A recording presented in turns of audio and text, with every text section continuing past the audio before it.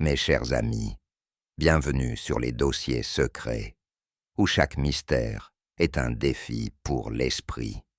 Aujourd'hui, laissez-moi vous présenter une enquête du célèbre Hercule Poirot, l'illustre détective belge d'Agatha Christie. Avec ses petites cellules grises en action, il est prêt à résoudre une affaire des plus intrigantes. Où et à quelle heure écoutez-vous cette histoire? Dites-le moi en commentaire. Et si c'est votre première visite, abonnez-vous pour découvrir encore plus d'enquêtes passionnantes. Prenez place et voyons si vous pourrez suivre ces brillantes déductions. Commençons. Je dois l'avouer, rares sont les choses dans la vie qui amusent autant mon cher ami Hercule Poirot qu'une soirée mondaine, surtout lorsqu'elle implique des bijoux d'une réputation extraordinaire. Il ne fut donc guère surprenant qu'il insiste pour que je l'accompagne chez Chadwick & Fields, la maison de vente la plus prestigieuse de Londres, pour la présentation d'un joyau rare et, m'avait-on dit, terriblement maudit. Nous arrivâmes à 18h30 précises. Avant même d'avoir franchi le seuil, Poirot avait déjà entamé son évaluation silencieuse. « Observez, Hastings, » dit-il en s'arrêtant sur les marches.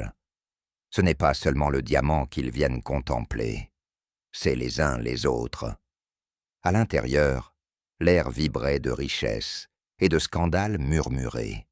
Des perles reposaient sur des coups, sans doute étranglés par des secrets. Des diamants scintillaient sur des doigts qui avaient probablement signé des contrats funestes. Les yeux de Poirot passaient d'un visage à l'autre, jaugeant, analysant, jugeant, avec la précision d'une loupe de joaillier. La salle des enchères était un chef-d'œuvre de luxe édouardien, boiseries raffinées, plafond de verre majestueux et rangées de sièges brillants disposés face à un podium central où les trésors de la soirée seraient bientôt dévoilés. Des valets circulaient avec des plateaux d'argent, offrant flûtes de champagne et canapés délicats à une foule qui chuchotait avec excitation. Poirot ajusta ses gants, inspira profondément et murmura « Voilà, Hastings, le genre de soirée où les fortunes changent de main, et peut-être une vie aussi. » Sur le moment, je pris cela pour une de ces envolées dramatiques dont il avait le secret. Mais il ne fallut pas longtemps pour que je réalise qu'il avait, comme toujours, parfaitement raison. La vedette de la soirée, le diamant noir de Calapur, fut présenté avec la pompe et la révérence habituellement réservées aux rois ou aux saints. Enfermée dans un écrin de velours, la pierre était presque de la taille d'une noix, noire comme la nuit, mais parcourue d'un étrange éclat intérieur, comme si une flamme sombre dansait en son cœur. Le commissaire-priseur, un homme grand, aux cheveux d'argent et au regard grave d'un croque-mort, raconta l'histoire du diamant avec autant de respect que de prudence. Découvert dans les mines de Calapur il y a près de 70 ans, commença-t-il. Il passa d'abord entre les mains du Maharaja Vikram Singh, qui, selon la légende, mourut dans des circonstances des plus mystérieuses, la nuit même où il en prit possession. Depuis, le diamant a voyagé à travers les continents, toujours accompagné de malheurs. La liste faisait froid dans le dos. Un marchand hollandais, ruiné, une comtesse française, disparue à bord d'un paquebot, un baron autrichien retrouvé étranglé dans sa propre cave à vin. Tous avaient possédé le diamant noir au moment de leur infortune. Je vis la moustache de Poirot frémir d'intérêt. « Mon ami, » me souffla-t-il, « que remarquez-vous ?»« Je remarque, » répondis-je, « que c'est une pierre remarquable, en effet. » Il soupira. « Vous voyez, Hastings, mais vous n'observez pas. Ce n'est pas le diamant qui m'intéresse. Ce sont les visages de ceux qui le convoitent. » En effet, les convives, collectionneurs, aristocrates, bijoutiers et originaux se penchaient en avant, comme des marins charmés par une sirène. Leurs regards mêlaient avidité, admiration et crainte. Je frissonnai légèrement, bien que la pièce fût parfaitement chauffée. « Un diamant maudit, Hastings », murmura Poirot. « C'est comme un théâtre qui écrit lui-même sa tragédie. » Alors que le commissaire-priseur s'apprêtait à lancer les enchères, un valet s'avança, lui tendant une lettre remise anonymement quelques instants auparavant. L'enveloppe était faite d'un parchemin épais et ancien. Son sceau, une tache de cire cramoisie moulée en forme de diamant grossier. Le commissaire-priseur hésita, visiblement troublé. D'un doigt tremblant, il brisa le sceau et déplia le mot. Son visage pâlit à mesure qu'il lisait. Poirot, toujours aux aguets, me tapota le bras. « Observez, mon ami. Lorsqu'un homme habitué à manipuler des fortunes sans sourciller commence à trembler devant une lettre, c'est qu'elle contient quelque chose d'inhabituel. » Le commissaire-priseur s'éclaircit la gorge. « J'ai reçu un avertissement des plus étranges, » annonça-t-il. « Il affirme que, avant la fin de cette nuit, le diamant noir sera taché de sang. » Des murmures parcoururent la salle. Certains ricanèrent nerveusement. D'autres échangèrent des regards inquiets. Madame Séraphina, une spirite bien connue, fit un grand signe de croix, murmurant des paroles sur d'antiques malédictions. Hastings, toujours si rationnel, secoua la tête. Une plaisanterie absurde, sans doute. Poirot se contenta de sourire. Une plaisanterie, Hastings? Peut-être, ou peut-être un prologue. J'aurais dû savoir qu'il ne fallait pas prendre cela à la légère, car moins d'une heure plus tard, la prophétie s'accomplit. Les enchères commencèrent, acharnées et impitoyables, jusqu'à ce qu'un homme grand, aux traits anguleux, plus tard identifié comme M. Geoffrey Lennox, remporte le diamant pour une somme astronomique. Mais avant même que le marteau ne s'abatte totalement, Lennox chancela en arrière, la main sur la poitrine, et s'effondra. Une flaque de sang s'étendit sous lui, éclatante sur le marbre poli, son tracé menant directement au diamant noir. La pièce sombra dans la panique. Poirot, lui, resta immobile, le regard fixé non sur le corps, mais sur le joyau. Le meurtre, Hastings, est une chose hideuse, mais souvent mise en scène avec une grande beauté. La pièce, bien que toujours animée de conversations feutrées, semblait soudain plus froide après la lecture de la lettre funeste. Je remarquai une lueur subtile d'excitation dans les yeux de Poirot, ce petit éclat qui ne brillait que lorsque le mystère frappait doucement à sa porte. « Eh bien, Poirot, » dis-je en tentant un ton léger, « quelque imbécile au goût prononcé pour le drame s'est amusé. Probablement un de ces spirites en quête d'attention. » L'expression de Poirot était celle d'un maître d'école contraint d'expliquer l'évidence à un élève particulièrement lent, indulgente, mais lasse. « Hastings, mon cher, vous ramenez toujours tout à la conclusion la plus simple. C'est charmant, mais entièrement faux. » « Vraiment ?» fis-je avec un ricanement. « Que pourrait-ce être d'autre ? C'est le genre de sornettes qu'on lit dans les journaux pour amuser les bonnes. Bijoux maudits, prophéties anciennes, des foutaises, si vous voulez mon avis. » Poirot agita un doigt en ma direction. « Je ne le veux pas, Hastings, car vous n'observez rien. Vous rejetez cette lettre parce qu'elle est théâtrale. Mais justement, mon ami, c'est ce qui la rend intéressante. Le théâtre, il est conçu pour les yeux du public. La question est lequel ? » Je levai les bras au ciel. On pourrait partir maintenant et se débarrasser de tout ce mélodrame. Mais pourquoi partir alors que le premier acte ne fait que commencer ? Dit Poirot doucement, tout en lissant ses manchettes, déjà impeccables. Restons, Hastings. et regardons la pièce se dérouler. Je soupirai, résigné à être entraîné une fois de plus dans l'une des fascinations de Poirot. Je croyais encore que cette lettre n'était qu'un simple canular, mais comme toujours, j'étais destiné à me tromper royalement. La guerre des enchères pour le diamant noir commença dans une ambiance quasi religieuse. Les chiffres grimpèrent rapidement, des sommes si astronomiques qu'elles me donnaient le vertige, un enchérisseur, un homme au visage anguleux que je n'avais pas remarqué auparavant, surclassa la concurrence avec une aisance implacable.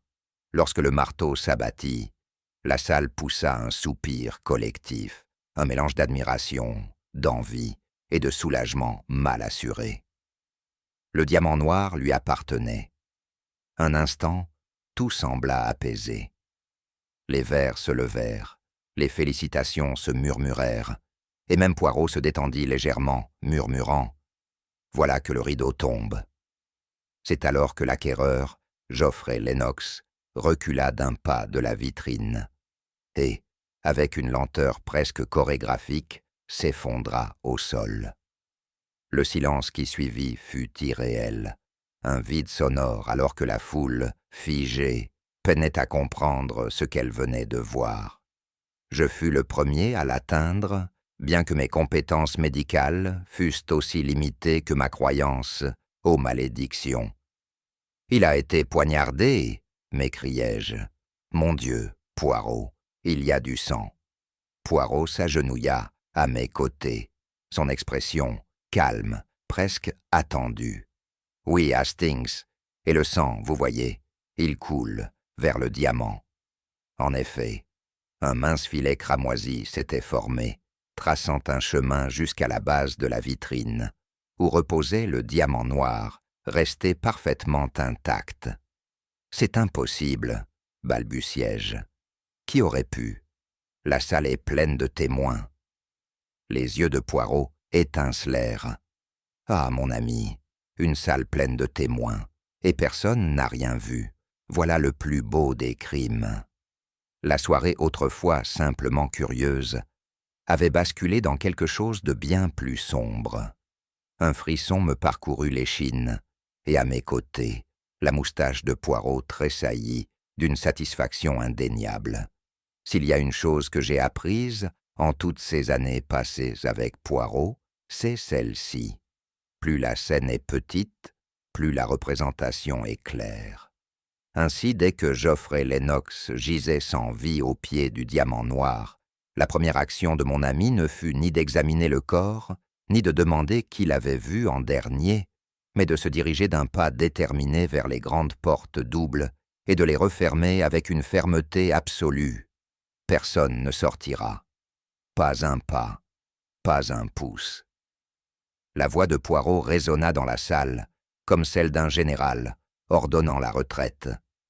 Tant que la vérité ne sera pas révélée, nous restons ensemble, comme une famille, n'est-ce pas? Il y eut un souffle collectif. Personne ne protesta, bien que plusieurs visages pâlirent. Je l'avoue, même moi je frémis, car lorsqu'Hercule Poirot scelle une pièce, aucun secret, aussi profondément enfoui soit-il, ne résiste bien longtemps. Comme si le destin lui-même l'avait convoqué, l'inspecteur Japp fit son entrée quelques instants plus tard, légèrement essoufflé, son chapeau melon de travers. « Eh bien, dit-il en scrutant la scène. « J'aurais dû m'en douter, Poirot. Là où il y a un meurtre, il y a vous. » Poirot s'inclina modestement. « Et là où je suis, mon cher Japp, il y a toujours la vérité, qui attend patiemment, comme une perle sous le sable. » Japp émit un grognement, entre l'agacement et l'admiration résignée. « Et qu'en pensez-vous, alors ?» Le regard de Poirot balaya la salle, s'attardant une seconde de trop sur chaque visage, juste assez pour que chacun ressente le poids d'être observé. « Il est trop tôt pour conclure, » murmura Poirot, en lissant un pli invisible sur sa manche. « Mais commençons, mes amis, par les présentations. car dans cette pièce, j'en suis persuadé, chaque visage raconte une histoire. Et l'une de ces histoires se termine par un meurtre. À la demande de Poirot, les 5 principaux invités furent rassemblés, formant un tableau singulier contre la paroi richement lambrissée. Chacun se tenait légèrement à l'écart des autres, comme si la simple proximité pouvait les incriminer.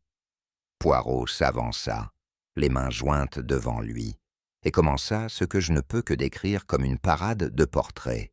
Chacun esquissait en mots plus tranchants que n'importe quel crayon d'artiste. Tout d'abord, Lord Eustace Arkwright entama Poirot. Un nom honorable, sinon fortuné.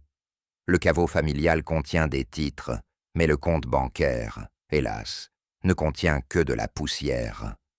Les lèvres d'Arkwright se pincèrent en une ligne de défi. Le diamant noir appartenait autrefois à mon grand-père. J'avais parfaitement le droit d'enchérir. Ah, dit Poirot doucement, le droit d'enchérir, mais pas les moyens de payer. Avant qu'Arkwright ne puisse répliquer, Poirot se tourna vers une autre silhouette. Ensuite, Madame Séraphina, spirit, voyante et interprète de l'au-delà. La femme, drapée de châle et d'un air mélodramatique, leva la main. « Je les avais prévenus, dit-elle, les yeux écarquillés d'une terreur théâtrale. J'ai vu le sang sur le diamant dans une vision. » Poirot incline légèrement la tête. « Et pourtant, madame, il est curieux que vos visions ne se manifestent qu'après l'encaissement des chèques. » Elle poussa un cri indigné, agrippant son collier de perles, mais Poirot s'adressait déjà au suivant. « Monsieur Félix Grange, joaillier des ambitieux et des fraudeurs. » L'expression de Grange était un masque de neutralité professionnelle, mais ses doigts tambourinaient nerveusement contre sa manchette. « Je voulais le diamant, admit-il, pour ma collection, et peut-être pour réparer une injustice ancienne. » Poirot haussa un sourcil. « On dit que vous pensez que ce bijou appartenait autrefois à votre famille. » Le regard de Grange vacilla, mais il ne répondit rien. Mademoiselle Angela Reed, secrétaire personnelle du défunt Monsieur Lennox. Elle était pâle, légèrement tremblante, les mains gantées, étroitement jointes devant elle. « Je ne l'ai pas quitté d'une semelle, » murmura-t-elle. « Même les plus proches compagnons, mademoiselle, ont leurs secrets. » La voix de Poirot était douce, mais son regard impitoyable. Et enfin, dit Poirot en se tournant vers une silhouette légèrement à l'écart, le colonel John Mayhew, récemment retiré de la frontière de Calapur. La mâchoire du colonel se crispa. « Je connaissais Lennox, » dit-il sèchement. « Il y a des années, nous avons eu des affaires. » « Des affaires ?» répéta Poirot d'un ton pensif. Un mot bien innocent pour désigner des choses qui ne le sont pas toujours. Les suspects étant réunis, Poirot fit un pas en arrière, les mains à nouveau jointes. 5 visages, 5 histoires, et parmi elles, une vérité plus tranchante qu'une lame. Je jetai un œil aux suspects, tous mal à l'aise sous le regard scrutateur de Poirot. Je connaissais ces signes. Le dénouement avait commencé. Les invités furent rassemblés dans un coin de la pièce, comme un troupeau agité, ne laissant que Poirot, l'inspecteur Japp et moi-même, près du corps de Geoffrey Lennox. J'avais déjà vu la mort soudaine. On ne sert pas durant la guerre sans y être confronté, mais il y avait ici quelque chose de particulièrement troublant. Lennox gisait, le bras droit tendu vers la vitrine, les doigts recourbés comme s'il cherchait le salut. Poirot s'accroupit à ses côtés, la tête légèrement inclinée, tel un oiseau examinant un ver intrigant. Il ne toucha pas le corps, ce n'était jamais son style. Son regard, lui, glissait lentement, captant chaque détail. « Observez-vous, Hastings, l'angle de sa chute ?» demanda-t-il. « Eh bien, Il est tombé, non? Répondis-je, peu utilement. Poirot grimaça. Il est tombé, oui. Mais comment? Regardez, le sang. Il désigna délicatement la tache sombre qui s'étendait sur le sol en marbre. Il s'écoule dans une direction des plus inhabituelles, presque comme si... Il s'interrompit, et avec une précaution exagérée, contourna le corps pour examiner la vitrine. Le diamant noir y reposait toujours, son cœur sombre, scintillant sous les lumières. Poirot fit glisser un doigt éganté le long du verre, puis se pencha, laissant sa respiration embuer la surface. « Il y a une trace », murmura-t-il. « Juste là, la vitrine. Elle a été ouverte et refermée. Très récemment. » Japp grogna. « Voilà qui n'a rien de mystérieux, Poirot. Lennox l'a ouverte pour y placer le diamant. »« Précisément, » dit Poirot, ce qui rend la chose d'autant plus intéressante. Observez, Hastings. Lorsqu'un homme place un diamant dans une vitrine, saigne-t-il dessus, en général? Je le regardais, complètement perdu. Mais Lennox a été poignardé. Quelqu'un devait se tenir juste à côté de lui. Poirot secoua doucement la tête. Peut-être. Ou peut-être, mon ami, l'arme du crime l'attendait déjà. Sur cette remarque énigmatique, Poirot se redressa, reportant son attention sur le corps inerte. Remarquez aussi, Hastings, son col est légèrement de travers, comme si quelque chose l'avait tiré juste avant sa chute. Je ne pus qu'ouvrir la bouche sans rien dire. Comment Poirot voyait ces choses? Je ne le comprendrai jamais. Poirot, dis-je à voix basse, si l'arme était déjà en place, comment aurait-on pu savoir que Lennox serait celui à placer le diamant? Poirot sourit. Voilà, mon ami, la question qui ouvrira tout l'énigme. La découverte du testament se fit presque par hasard. Un des employés de la maison de vente, un jeune homme nerveux aux doigts tachés d'encre, remit à Poirot une fine enveloppe en papier Kraft, expliquant que Lennox l'avait laissé à l'attention du commissaire-priseur, plus tôt dans la journée. Poirot l'ouvrit avec une précision délicate, dépliant le document à l'intérieur. Son testament, dit doucement Poirot, révisé. Ah, il y a tout juste 15 jours. Curieux, n'est-ce pas, Hastings? Je me penchai pour lire par-dessus son épaule. Le testament était bref, mais contenait une clause remarquable. Je lègue le diamant noir de Calapur, si j'en deviens propriétaire, au British Museum, afin qu'il soit exposé au public pour l'éternité. Eh bien, dis-je, un peu déconcerté, cela semble plutôt généreux. Le front de Poirot se plissa. Généreux? Mais non, mon ami, c'est meurtrier. Il tapota le papier. Ce testament, il prive chaque héritier potentiel, chaque créancier avide, de tout profit. Le diamant deviendrait une pièce de musée intouchable, invendable, pas de fortune à hériter, pas de dette à effacer. Japp siffla doucement. Voilà un bon mobile de meurtre, pas vrai?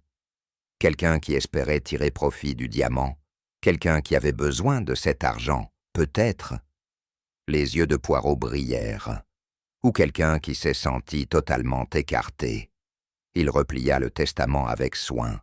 Vous voyez, Hastings, une fortune refusée peut être aussi dangereuse qu'une fortune accordée.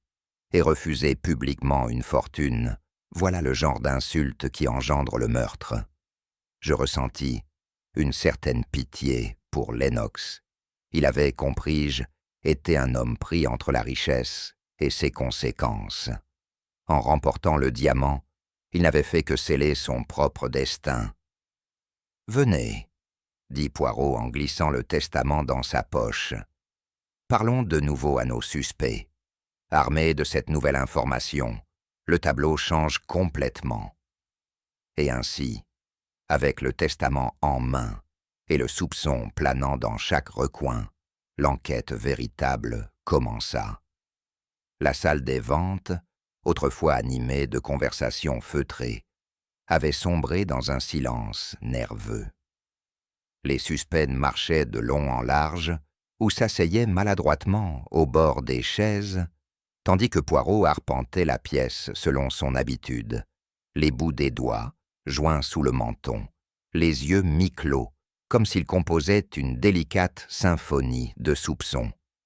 C'est à ce moment-là qu'émergea la première fausse piste. Un jeune employé, désireux de se rendre utile, s'approcha de l'inspecteur Japp avec une trouvaille étrange.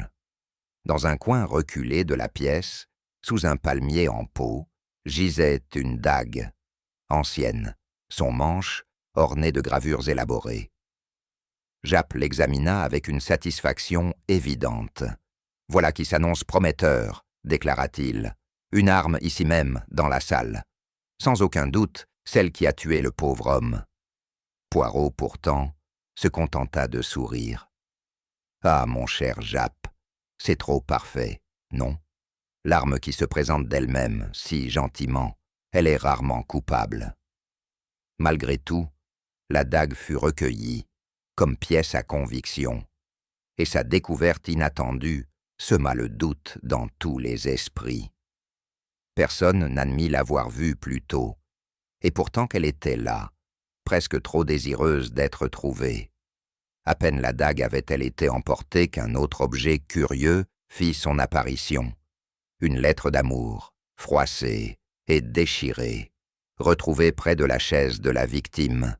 Elle était non signée, écrite d'une main féminine et remplie de phrases d'une passion telle que même moi, en la lisant à voix haute, en rougis. « Une romance secrète ?» me demandai-je à voix haute, ou un chantage déguisé en déclaration. L'expression de Poirot resta impénétrable.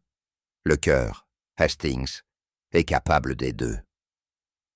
Le troisième et plus déroutant indice survint lorsque le colonel Mayhew, le visage aussi pâle que du parchemin, sortit de sa poche un fragment de carte coloniale. Il affirma l'avoir trouvé près de la vitrine, bien qu'il fût incapable de dire à quel moment précisément.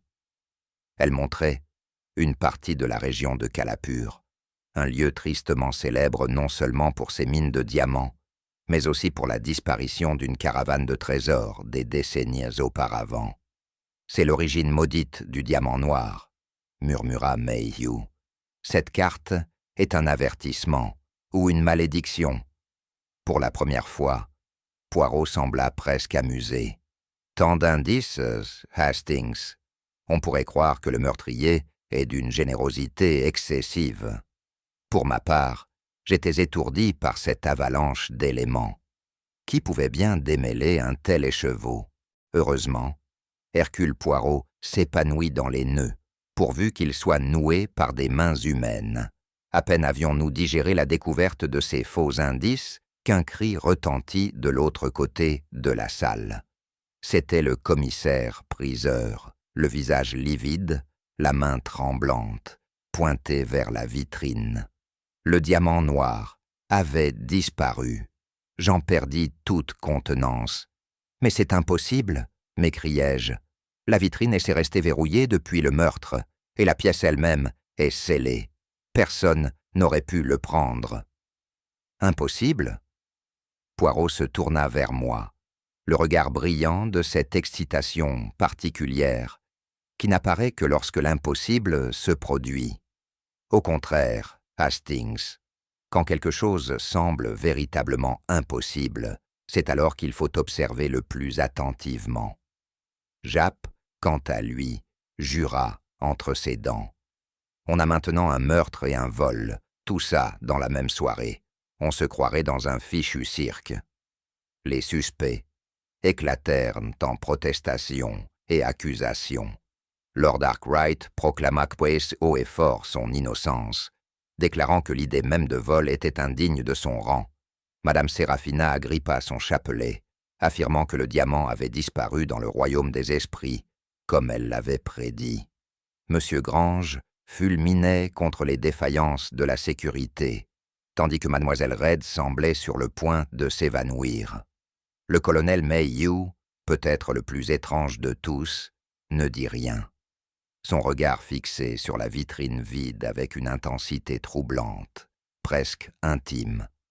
Poirot leva la main et d'un simple geste imposa le silence à la salle. « Assez, » dit-il doucement. « Le diamant, il n'a pas disparu dans les airs. Il est ici, dans cette pièce. »« Mais nous avons fouillé tout le monde, » protesta Japp. « Personne ne l'a sur lui. »« Non, mon ami, pas sur eux, » dit Poirot en tapotant sa tempe. « Mais peut-être caché là où personne n'ose regarder. »« Qu'est-ce que cela signifie ?» demandai-je, complètement dépassé. Poirot eut un de ces sourires énigmatiques et exaspérants. « Tout deviendra clair en temps voulu, Hastings. Mais convenons-en, lorsque le corps est tombé, le diamant était encore là. C'est un fait. Et les faits, mon ami, ne mentent pas. Mais comment aurait-on pu le prendre après ça ?» insistai-je. « Justement, » dit Poirot. « Comment, en effet ?» Poirot s'agenouilla près de la vitrine, examinant la petite serrure en laiton avec un soin absurde. « Observez, Hastings, le mécanisme a été altéré, mais pas comme vous l'imaginez. » Il sortit de sa poche une fine pince à épiler et en extirpa quelque chose de presque invisible de la serrure. Un fil unique, aussi fin qu'un cheveu. « Mon Dieu !» murmura-t-il. « Une ruse des plus élégantes. La serrure n'a jamais été vraiment verrouillée. » Un murmure parcourut la pièce. Le crime, semblait-il, avait été préparé avec minutie, et pas seulement dans les instants précédant le meurtre. « Le vol, » dit Poirot en se redressant, « a été planifié en même temps que le meurtre. 2 crimes, l'un dissimulé sous l'autre comme une ombre sous une pierre. »« Mais pourquoi ?» demandai-je. « Celui qui a volé le diamant n'aurait-il pas voulu que la vente se passe normalement, sans meurtre ?» Le sourire de Poirot s'effaça. « Ah, Hastings, c'est là que vous vous trompez. Le meurtre n'était pas l'interruption, c'était la diversion. » Cela me donnait le vertige. 2 crimes, côte à côte, et pourtant si finement liés. Mais pourquoi tant de complications? Je ne voyais que confusion. Poirot, lui, je le soupçonne, entrevoyait déjà les premières lueurs de la vérité. Il tapa dans ses mains. « Allons, mon ami, reprenons depuis le début, mais cette fois, ne pensons ni au meurtre ni au vol, mais aux esprits qui ont conçu les deux. Il se produit une transformation curieuse dans n'importe quelle pièce dès que Poirot décide qu'elle devient son territoire. La bibliothèque de la maison de vente, avec ses étagères en acajou et son parfum de cuir ancien, cessa d'être un lieu de lecture paisible pour devenir quelque chose de bien plus théâtral, une scène de confession, de confrontation et de révélation. Poirot s'installa dans un large fauteuil, l'attitude détendue, mais le regard acéré, tel un chat guettant l'ouverture d'un terrier. Les suspects étaient disposés face à lui, dans des postures variées d'inconfort. Certains raides sur le bord de leur siège, d'autres marchant nerveusement, tous évitant soigneusement de croiser les regards. « Mesdames et messieurs, » commença Poirot, joignant ses doigts en un steeple caractéristique, « je ne vous demanderai qu'une chose raisonnable, de dire la vérité, et rien que la vérité. Il est remarquable, n'est-ce pas, comme le plus petit mensonge peut faire s'effondrer la plus grande des supercheries. » Hastings, assis à mes côtés, avec son carnet en main, me lança un regard en coin.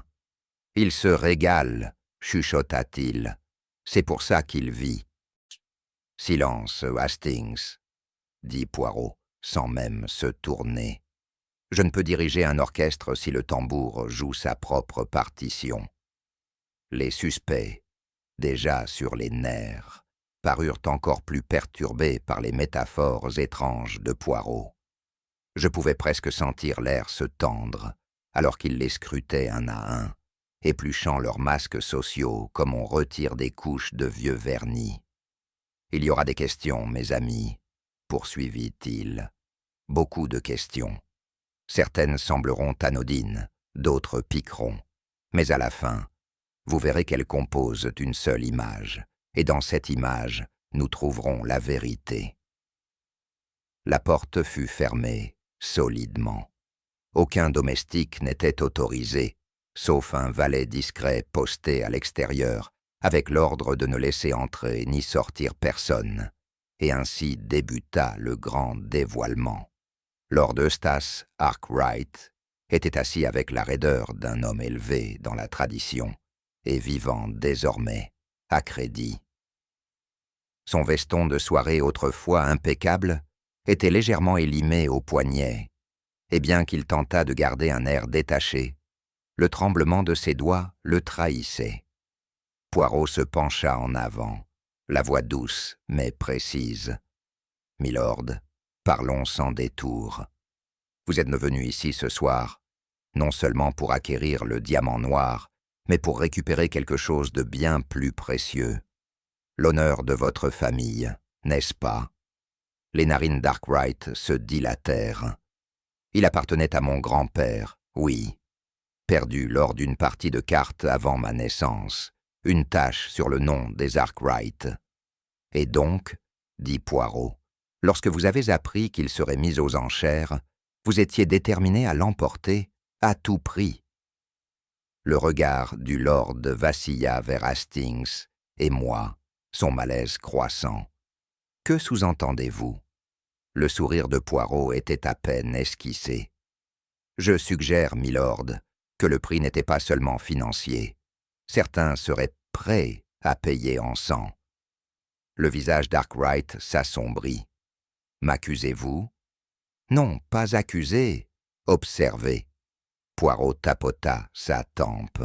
« Un homme de votre rang, votre fierté, votre besoin d'effacer la honte familiale, cela vous donne un mobile, mais un mobile seul, cela ne fait pas un meurtrier. » « Je n'avais aucune raison de tuer Lennox, » protesta Arkwright. « Oui, je me battais aux enchères contre lui, mais j'avais les fonds. » Poirot plissa légèrement les yeux. « Les fonds, milord. Puis-je vous demander d'où » Arkwright déglutit. « J'avais un accord avec Grange. »« Le joaillier » m'écriai-je, surpris. « Vous êtes associé » Le menton d'Arkwright se redressa. Il avait accepté de m'avancer un prêt contre des considérations futures. « Considérations futures » répéta Poirot doucement. Une expression charmante, si vague, si commode. Et si Lennox n'avait pas remporté le diamant, votre honneur aurait été restauré, et personne n'aurait jamais connu vos dettes. Arkwright était désormais livide, sa confiance fondant sous le regard impitoyable de Poirot. « Je ne l'ai pas tué, » s'écria-t-il. « J'ai mes défauts, mais meurtrier, non. » Poirot se tut un long moment, ses doigts traçant distraitement l'accoudoir du fauteuil. « L'honneur, milord, est une chose dangereuse. Pour certains, il vaut plus que la vie. Pour d'autres, il ne vaut que ce qu'il peut acheter. » Arkwright s'effondra contre le dossier de son siège, légèrement tremblant. Poirot ne le pressa pas davantage, mais sa place sur la liste des suspects était désormais bien ancrée. Alors que l'horloge égrenait les secondes dans le silence feutré, je ne pouvais m'empêcher de me demander combien de ces aveux allèrent réellement nous rapprocher de la vérité et combien n'étaient des performances savamment préparées. Madame Séraphina s'était étendue théâtralement sur la méridienne de la bibliothèque, ses châles dégringolant comme des nuées d'orage sur l'accoudoir. De temps en temps, elle poussait un soupir tremblant, comme accablée par le poids de ses pouvoirs mystiques. « Madame, » commença Poirot avec une courtoisie exagérée, « je comprends que vous êtes voyante, oui, une âme en communication avec l'au-delà. » Elle ouvrit ses yeux lourdement maquillés. « Les esprits me parlent, monsieur Poirot. Je n'y peux rien, si la vérité coule de mes lèvres. Et cette vérité, elle vous a murmuré quelque chose à propos de sang sur le diamant noir. La voix de Poirot était douce comme du velours, mais j'y devinais une lame d'acier. Madame Séraphina leva une main tremblante vers son front. C'était une vision terrible. J'ai vu le rouge sur le verre, une main s'effondrer, et une grande obscurité consumer le joyau. Je les ai avertis, mais ils ne m'ont pas écouté. Poirot incline légèrement la tête. « Et dites-moi, madame, le monde des esprits accepte-t-il des rendez-vous sur commande? Des consultations? Payantes, peut-être ?» Les yeux de la femme vacillèrent. « Je ne comprends pas. Permettez-moi d'expliquer, » dit Poirot en sortant de sa poche un petit carnet aux pages couvertes de son écriture soignée. « Vous avez été engagé, n'est-ce pas, par Madame Lennox, l'épouse séparée du défunt ?» Le masque théâtral de Madame Séraphina se fissura. « C'est faux !» s'écria-t-elle, mais sa voix manquait de conviction. « Ah, mais si !» Madame Lennox, furieuse d'avoir été écartée au profit d'une compagne plus jeune, vous a engagé pour instaurer une atmosphère de peur et de malaise, une malédiction, une prophétie, tout cela destiné à ébranler les nerfs de M. Lennox et peut-être même à décourager d'éventuels acheteurs. Hastings cligna des yeux vers moi, stupéfait. « Mon Dieu, murmurai-je, c'est plutôt sournois. » Poirot écarta les mains.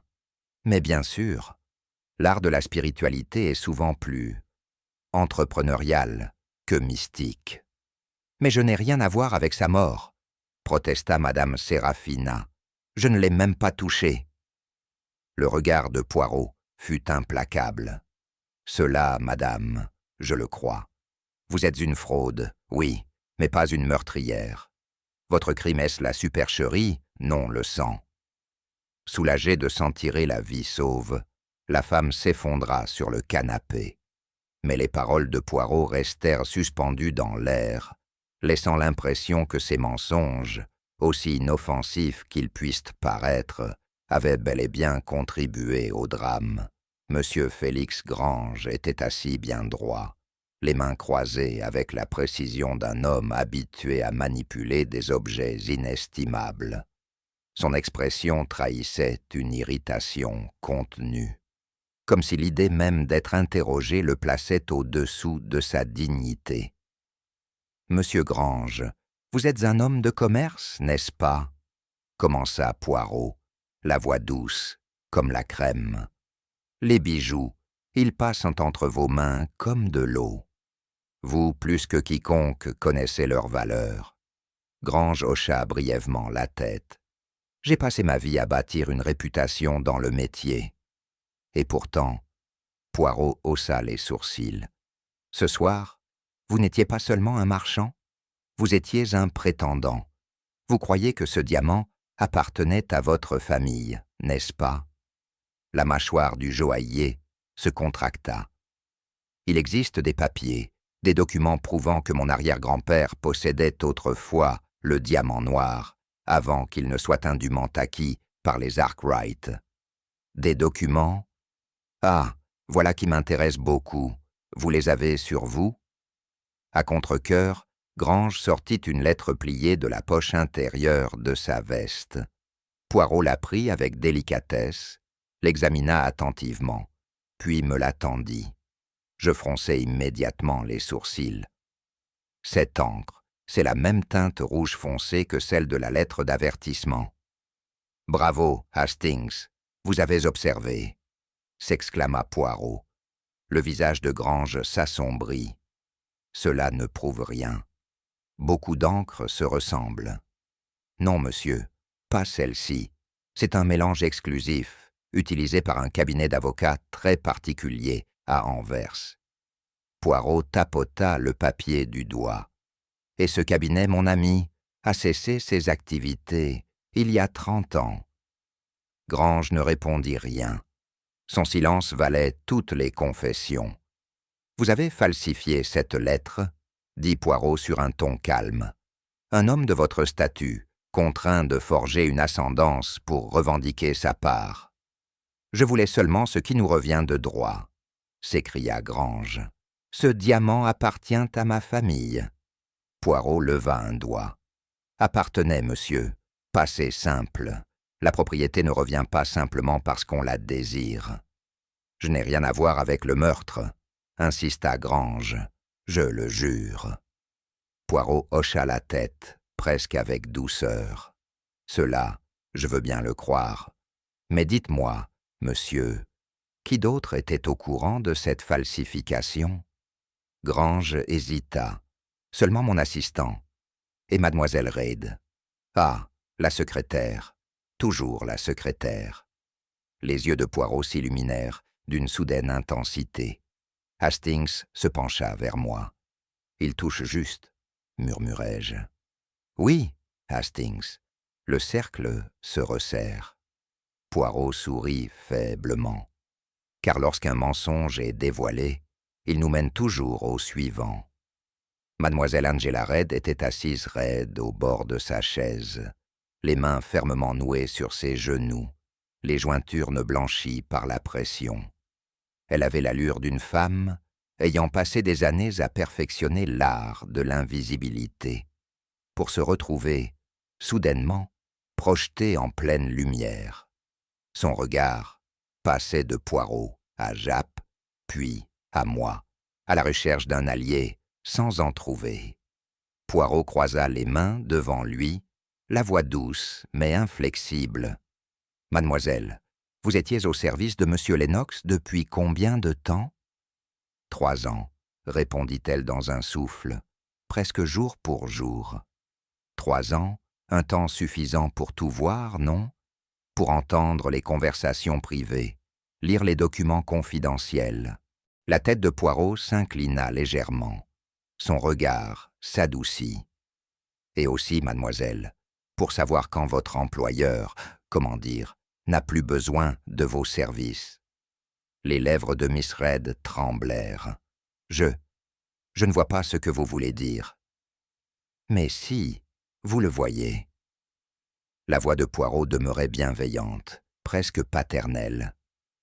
Je l'ai vue tant de fois. La secrétaire, dévouée, indispensable, jusqu'au jour où elle ne l'est plus. Une autre femme apparaît, plus jeune peut-être, ou simplement nouvelle, et toute cette loyauté silencieuse est balayée. C'est très cruel, n'est-ce pas? Elle avala difficilement. Monsieur Lennox avait évoqué des changements. Mais cela ne veut pas dire que je lui aurais fait du mal. Non, vous ne lui auriez pas fait de mal, mais vous auriez pu chercher à vous protéger. Et donc, mademoiselle, il y eut l'échec. Elle releva brusquement la tête. Comment êtes-vous au courant? Poirot tapota le côté de son nez.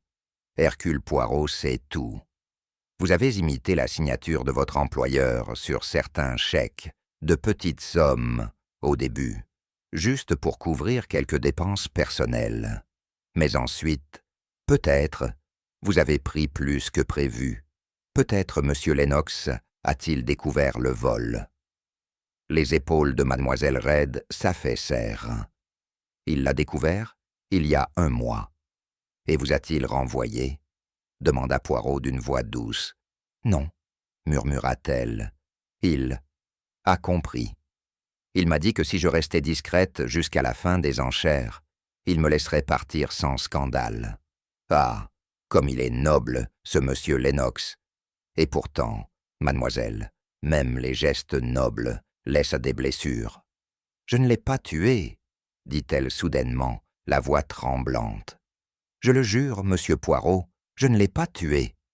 Les yeux de Poirot se plissèrent légèrement. Alors vous n'avez rien à craindre, et pourtant, je crois que vous craignez quelque chose, terriblement. Le silence de mademoiselle Reid valait tous les aveux.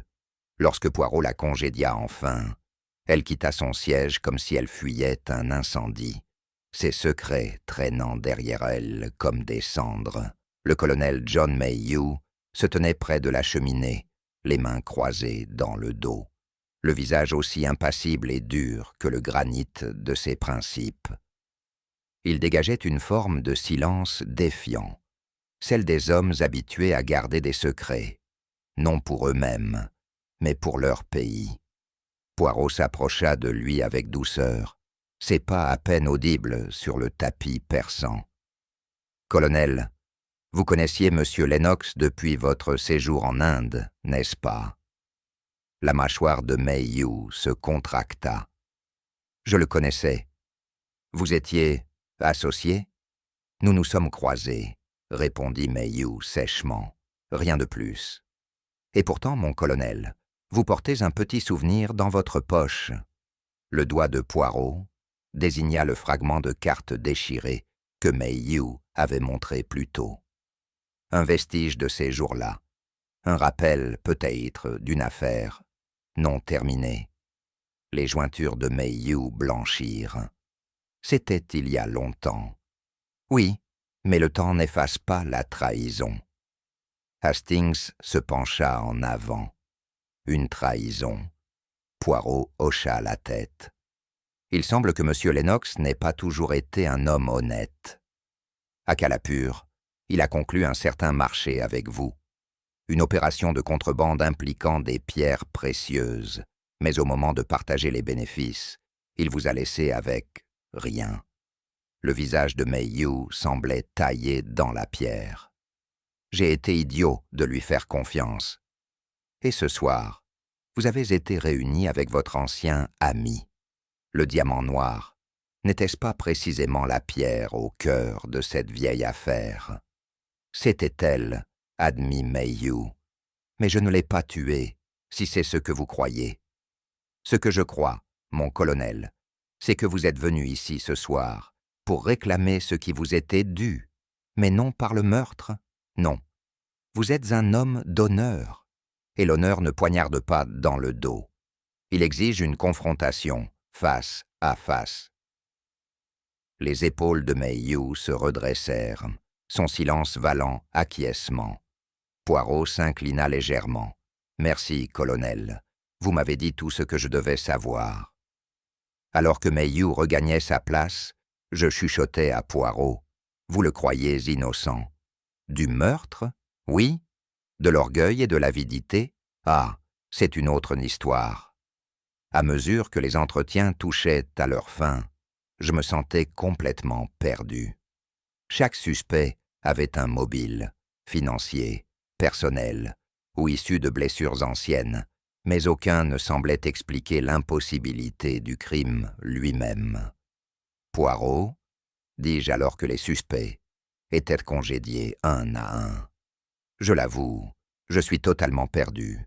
Aucun d'eux n'était assez proche de Lennox pour le frapper, du moins pas sans être vu. Et pourtant, il a été poignardé devant nous tous. Poirot reposait ses mains sur les accoudoirs du fauteuil, les doigts tapotant doucement dans un rythme régulier.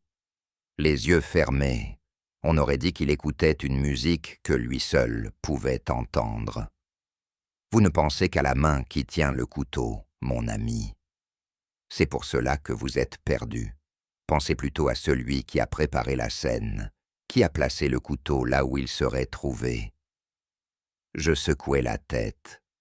Je ne comprends pas. Poirot ouvrit les yeux, et un éclat de triomphe discret y brillait. Non, vous ne comprenez pas, mais bientôt, Hastings, vous vous dirigerez vous-même droit vers la vérité. C'était, bien sûr, exaspérant. Et pourtant, j'avais appris que lorsque Poirot parle en énigme, la réponse n'est jamais loin. La fascination de Poirot pour la vitrine n'avait pas faibli depuis le moment où Lennox s'était effondré devant elle, tandis que le reste d'entre nous s'obsédait sur les suspects et les alibis. Le regard de Poirot restait fixé, presque avec tendresse, sur le verre poli et les ferrures en laiton. « Observez, Hastings, » dit-il maintenant, en s'agenouillant devant la vitrine, avec une précision qui faisait ressembler ce simple geste à une opération chirurgicale délicate. La serrure, ce n'est pas seulement une serrure, c'est une porte vers la vérité. Je m'accroupis à côté de lui, perplexe. Ce n'est qu'une vitrine, Poirot. Une vitrine ordinaire. Ordinaire, mais non. Poirot tapota le côté de la vitrine du bout du doigt. Cette vitrine, mon ami, a été spécialement construite pour la vente de ce soir. Remarquez les charnières, inhabituellement épaisses pour une si petite structure, n'est-ce pas? Je plissai les yeux, sans rien voir de remarquable. Poirot sortit sa pince à épiler de sa poche et, avec une délicatesse presque comique, extirpa un minuscule fil métallique de la charnière même. Il le tint à la lumière, puis sourit avec satisfaction. « Regardez bien, Hastings. L'arme du crime n'était pas tenue en main. Elle était déjà là, en place, attendant sa victime, comme une araignée dans sa toile. Que voulez-vous dire ?» Poirot ouvrit délicatement la vitrine, révélant un faux fond sous le velours. À l'intérieur, un mécanisme à ressort finement dissimulé dans le bois. En son cœur reposait une dague fine, mais tranchante comme un rasoir, sa lame encore teintée de sang. Lorsque Lennox a placé le diamant dans la vitrine, expliqua Poirot, le poids de la pierre a déclenché le mécanisme, libérant la lame dans sa poitrine. Le meurtrier n'avait pas besoin de l'approcher. Je le regardais, abasourdi. Bon sang. Mais qui aurait pu? Poirot leva une main. Patience, mon ami. D'abord le comment, ensuite le qui. Nous avons découvert le tour du magicien, mais à présent, il nous faut identifier la main qui l'a déclenché. Mon esprit tournait à toute vitesse. Un meurtre commis sans que le meurtrier ne touche jamais la victime. C'était glaçant de brillance et terrifiant dans ses implications. Seul quelqu'un ayant une connaissance intime des préparatifs de la vente aux enchères aurait pu concevoir un tel dispositif. Et cela réduisait considérablement la liste des suspects. « Venez, Hastings, » dit Poirot en se levant. « La vérité est assez proche pour qu'on la touche. Mais nous devons d'abord rassembler nos acteurs pour le dernier acte. » Il n'existe pas de public plus attentif, ni plus réticent, qu'une salle remplie de suspects, convoqués par Hercule Poirot. Tous avaient été appelés, certains à contre-cœur, d'autres avec défiance, à se rassembler dans le grand hall, désormais transformé en théâtre de la révélation. Le bois poli brillait sous les lustres, et des ombres longues s'étiraient sur le sol, comme si la maison elle-même retenait son souffle pour écouter la vérité. Lord Arkwright se tenait raide près de la cheminée, les doigts serrés autour d'un étui à cigarettes en argent qu'il ne songeait même pas à ouvrir. Madame Séraphina, enveloppée de plus de châles qu'il n'en fallait vraiment, murmurait ce qui ressemblait autant à des prières qu'à des malédictions. Monsieur Grange, la bouche fine, contractée, en une ligne amère, s'appuyait contre une console, ses souliers vernis battant d'un rythme agacé. Mademoiselle Reed était assise, les mains fermement croisées sur ses genoux, les jointures blanches contre le tissu sombre de sa jupe, tandis que le colonel Mayhew restait à l'écart, les épaules droites dans une posture militaire de défi. Je sentais, plus que je ne voyais, le poids du soupçon peser sur chacun d'eux. Au centre de tout cela, tel un chef d'orchestre devant son ensemble, se tenait Poirot, impeccable, rayonnant de certitude et légèrement théâtral. Ses mains, jointes devant lui, ne se séparaient que pour ajuster un revers ou lisser un pli invisible sur sa manche. « Mes amis, » commença-t-il, sa voix chaude, presque indulgente, « vous vous demandez peut-être pourquoi je vous ai de nouveau réunis. Après tout, le crime, il est déjà commis, la police est impliquée, et sûrement le travail du détective est terminé. Mais non, c'est précisément maintenant, lorsque tout semble conclu, que le travail de Poirot commence. Il tourna lentement sur lui-même, son regard glissant sur chaque visage. Ce soir, il n'y eut pas un seul crime, mais deux. Le meurtre, oui, et le vol, mais aussi quelque chose de plus grand. Il y eut une représentation, une pièce dans la pièce, et vous, mes amis, en étiez tous les spectateurs. Les suspects échangèrent des regards inquiets. Hastings, à mes côtés, se pencha vers moi. Il les fait monter en pression, murmurai-je. Les yeux de Poirot pétillèrent. Ah, Hastings, la vérité, elle se sert mieux, dramatiquement. Poirot entama sa reconstitution, marchant lentement en parlant, chaque pas résonnant avec une précision étudiée sur le sol lustré. Commençons par le commencement, dit-il. Monsieur Lennox, il vient ce soir ici pour acheter le diamant noir. Cela, vous le savez. Mais ce que vous ne savez pas, c'est ceci. Il était déjà condamné au moment même où il a enchéri. Une vague de confusion traversa la salle. Poirot sourit doucement. Le crime, mes amis, n'a pas été commis lorsqu'il est tombé, mais lorsqu'il a touché le diamant. La vitrine, l'innocente vitrine, n'était pas un simple présentoir, c'était un piège conçu par un esprit à la fois ingénieux et cruel. Il désigna la vitrine, désormais vide, ne contenant plus que son velours. Elle était piégée. Un mécanisme à ressort, habilement dissimulé, n'attendait que le poids du diamant pour se déclencher. Lorsque Lennox a déposé le joyau à l'intérieur, il a scellé lui-même son destin. La lame, cachée sous le velours, a jailli vers le haut, perçant son cœur. Un souffle de stupeur parcourut la pièce. Mais comment quelqu'un pouvait-il savoir que ce serait lui qui placerait le diamant? Demanda Hastings, les sourcils froncés. Excellente question, Hastings.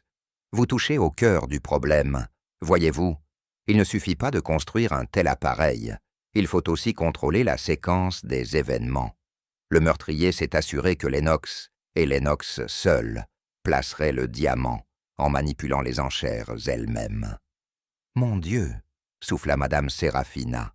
« Mais cela signifie que… » « Cela signifie, Madame, que ce meurtre n'était ni un crime passionnel, ni un acte de rage soudaine. C'était un crime d'orchestre, un crime répété, perfectionné, mis en scène. » Le regard de Poirot balaya la pièce. « Et maintenant, mes amis, il nous faut demander qui avait la connaissance, l'opportunité et le besoin désespéré de faire taire Monsieur Lennox. Qui connaissait la valeur du diamant et les failles dans les préparatifs de la vente? Qui avait quelque chose à gagner par sa mort et par la disparition du joyau dans l'ombre? Un silence tendu s'abattit dans la pièce, lourd et chargé d'attente. Poirot sourit, un sourire tranquille, presque satisfait. Bientôt je répondrai à cette question. Mais d'abord, parlons de falsification, d'amour caché, de dettes impayées, et d'un diamant noir qui n'est peut-être pas ce qu'il paraît. Hastings poussa un soupir à mes côtés. « C'est parti, marmonna-t-il. La grande scène finale. Toujours, mon ami, répondit doucement Poirot. Car qu'est-ce que la vérité, sans un peu de théâtre? Il se tenait maintenant au centre du grand hall, les bras croisés, le regard passant d'un suspect à l'autre comme un instituteur sévère face à une classe de garnement. Sa voix, lorsqu'il reprit la parole, était calme, mais chargée de cette jubilation discrète propre à Poirot, lorsqu'il s'apprête à dévoiler toute l'affaire. Chacun d'entre vous, mes amis, avait une raison de vouloir du mal à Monsieur Lennox. Examinons ces raisons une par une. Il se tourna d'abord vers Lord Arkwright, qui gardait le menton levé bien haut, même si ses doigts tremblaient en s'en mêlant aux boutons de manchette.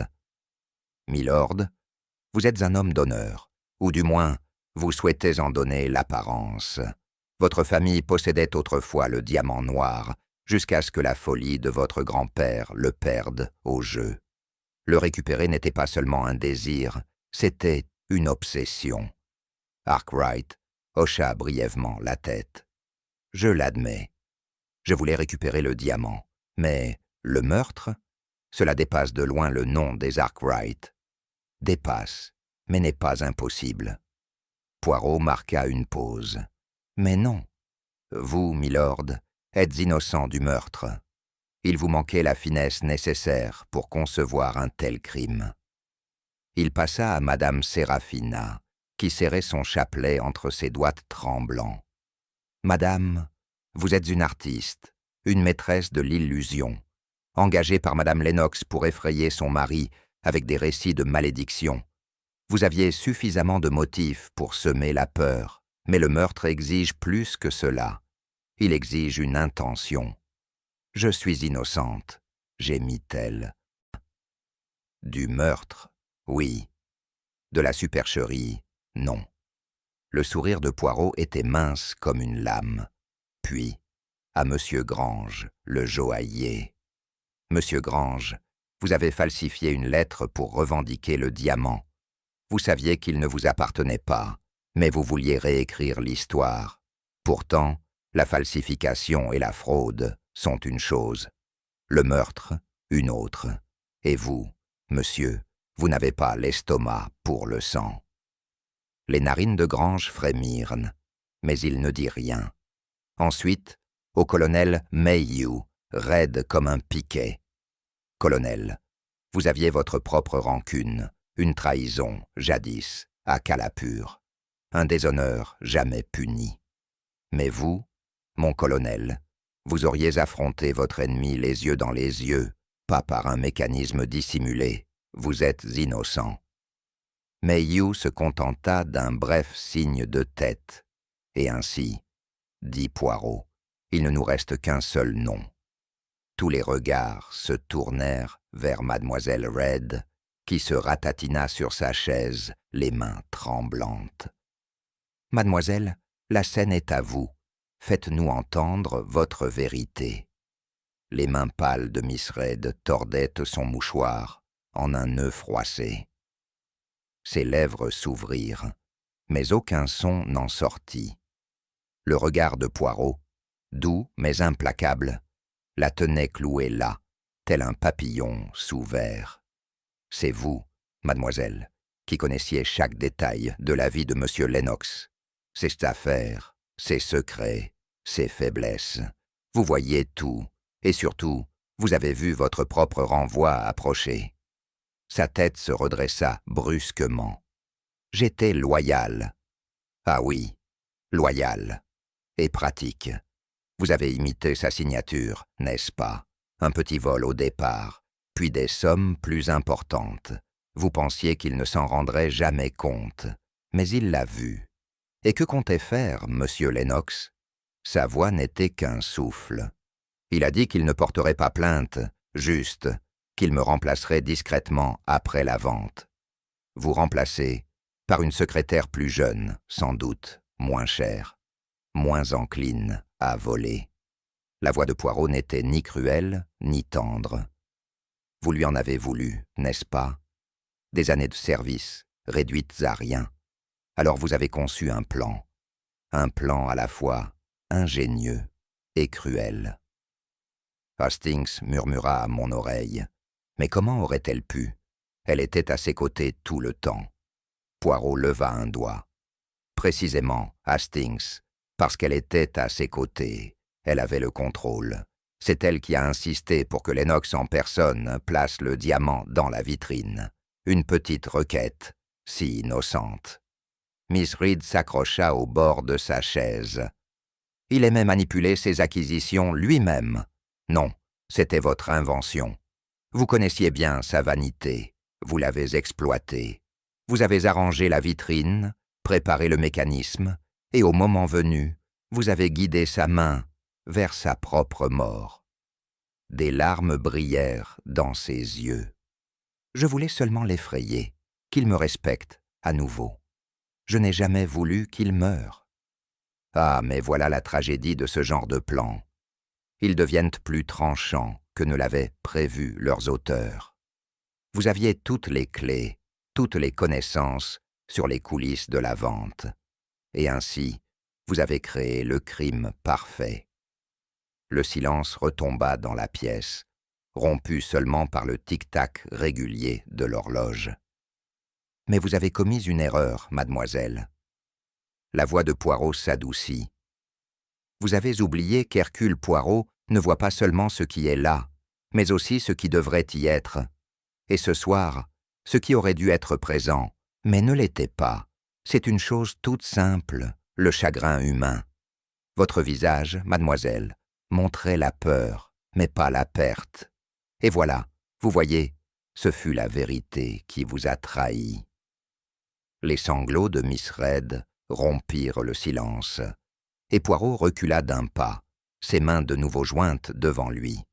L'affaire, mes amis, est résolue. Mais la tragédie, elle, demeure. La confession tremblante de Miss Reed flottait encore dans l'air, mais Poirot, en vrai maître d'orchestre, n'avait pas encore terminé sa symphonie de vérité.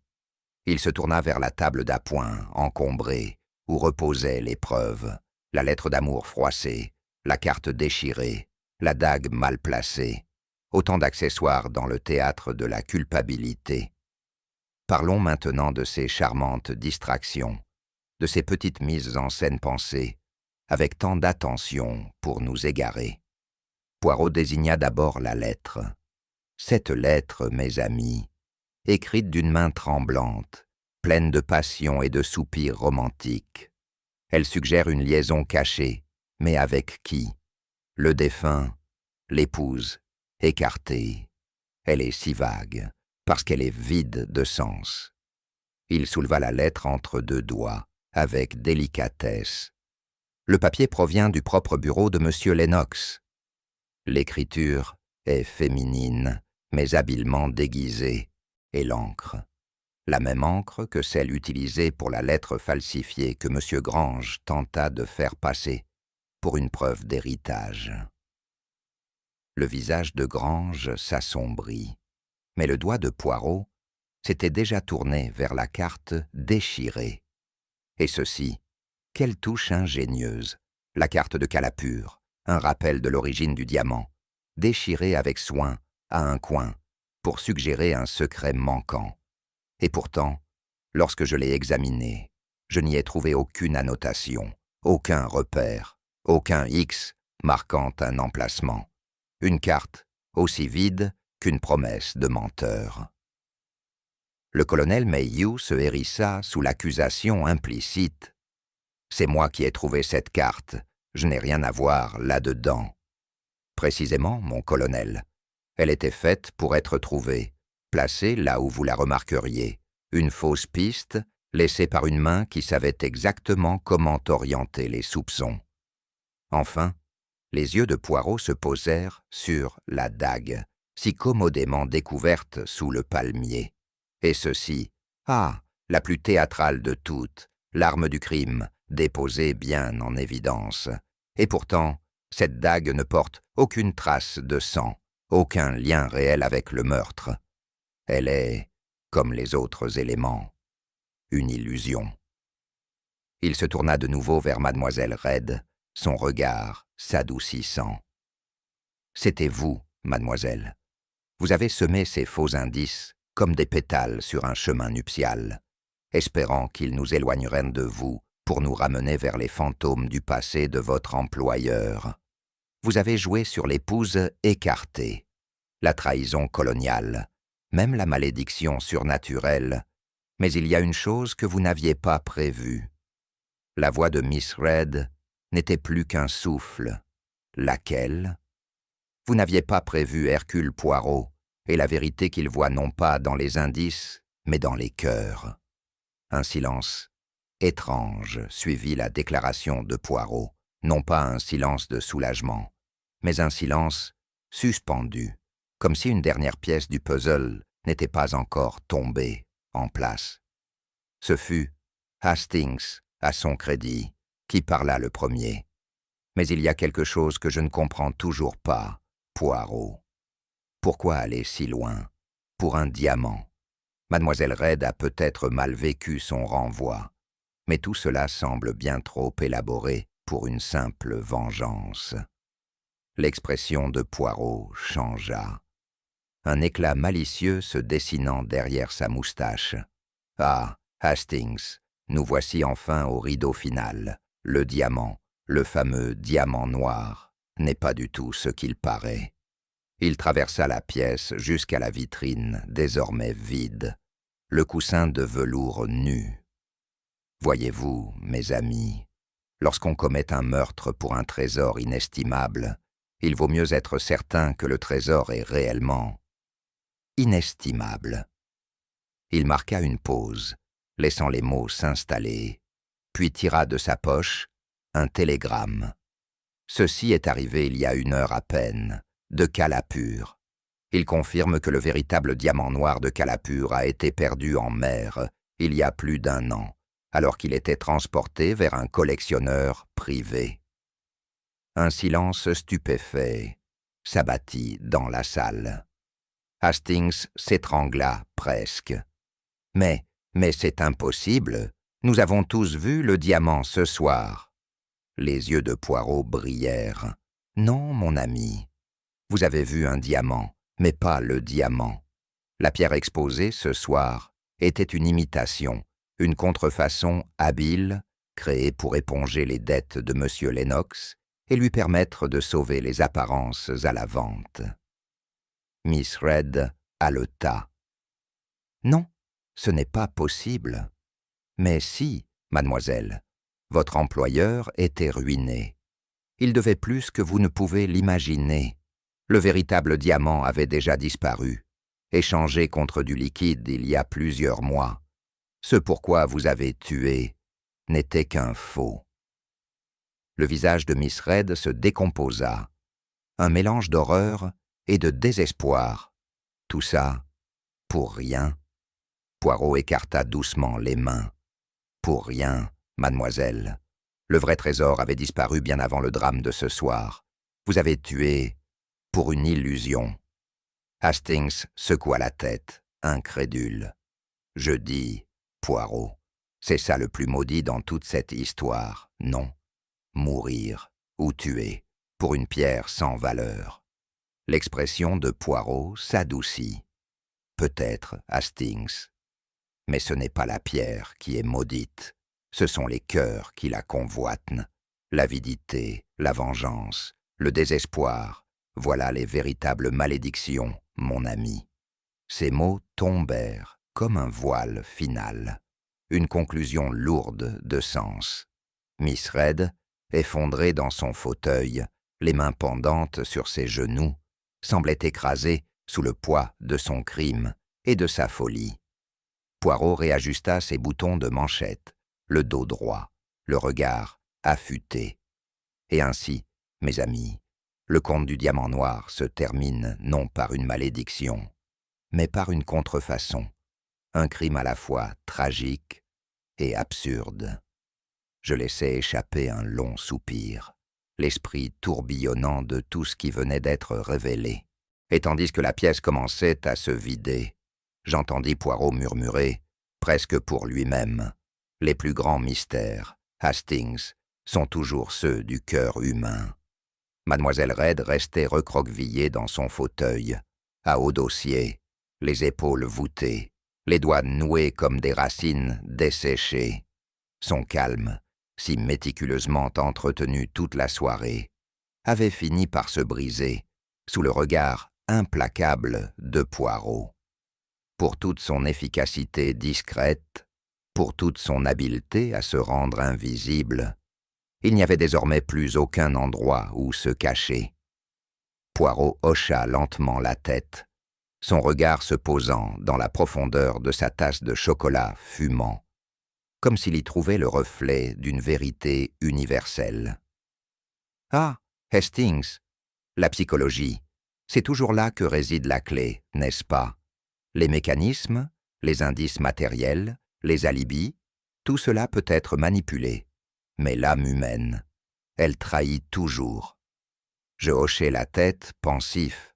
« Vous voyez, reprit-il, Miss Reed n'était pas une criminelle née, pas une tueuse par instinct. C'était une femme invisible, silencieuse, effacée, et pourtant indispensable. Elle vivait dans l'ombre d'un homme qu'elle servait avec loyauté, espérant en retour une reconnaissance qui ne venait jamais. Et quand il a décidé de la remplacer, soufflai-je. Alors son monde s'est effondré, termina Poirot. Pour quelqu'un comme elle, être oublié, c'était pire que d'être trahi. Elle a voulu l'effrayer, le punir, peut-être même lui faire ressentir un peu de la peur qu'elle portait en elle depuis si longtemps. Mais elle a sous-estimé la machine qu'elle avait créée, et elle a surestimé sa propre maîtrise. C'est effrayant, dis-je doucement. À quel point la peur peut déformer l'esprit. Poirot acquiesça gravement. Oui, mon ami. Mais encore plus effrayant, c'est que tout cela aurait pu être évité. Avec un mot de gentillesse, une reconnaissance, une preuve que son existence avait compté. Il reposa sa tasse avec soin, alignant la soucoupe et la cuillère avec sa précision habituelle. « Et le faux diamant ?» demandai-je.